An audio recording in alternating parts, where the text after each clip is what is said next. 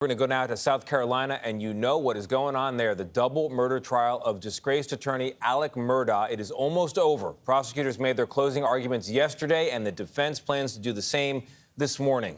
The jury will then decide if Murdaugh is guilty of killing his wife and son back in June of 2021. He testified under oath that he didn't do it. Nikki Battiste was in the court to hear the start of closing arguments, and she joins us now from outside the courthouse where she has been for days. Nikki, another morning, and you were there. Good morning.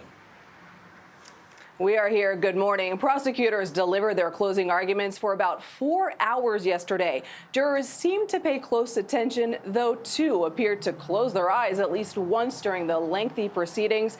It comes with the end of this trial on the horizon, nearly 6 weeks after it began.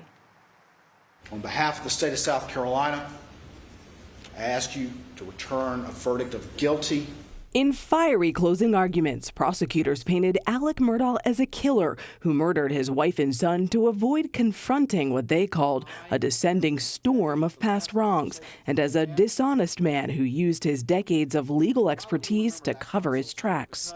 He lies convincingly and easily. In gripping testimony last week, Murdaugh admitted to a pattern of lying about his addiction to opioids, years of embezzlement, his presence at the scene on the night of the murders, and a botched suicide attempt in their wake. There is only one person who had the motive, who had the means, who had the opportunity to commit these crimes. In a rare move, jurors visited the crime scene on Murdaugh's sprawling hunting estate before closing arguments began. Bullet holes were still visible at the dog kennels where Paul and Maggie Murdaugh's bodies were found. It's official that they're dead? Yes, sir. That's what it looks like. Investigators say 2 guns were used in the murders. The defense argues that means there were 2 shooters. Prosecutors contend that's exactly what Murdaugh wanted people to think.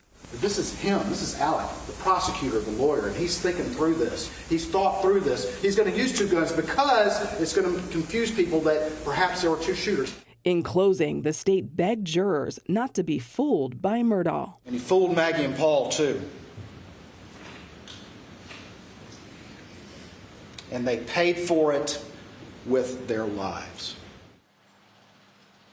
After the defense delivers its closing argument, the prosecution will have one more opportunity to respond before the jury begins its deliberations. If Murdaugh is not convicted of murder, he could face life in prison for the financial crimes he admitted to during this trial. Vlad? All right, Nikki Battiste for us on the ground where she has been since the beginning. Thank you, Nikki.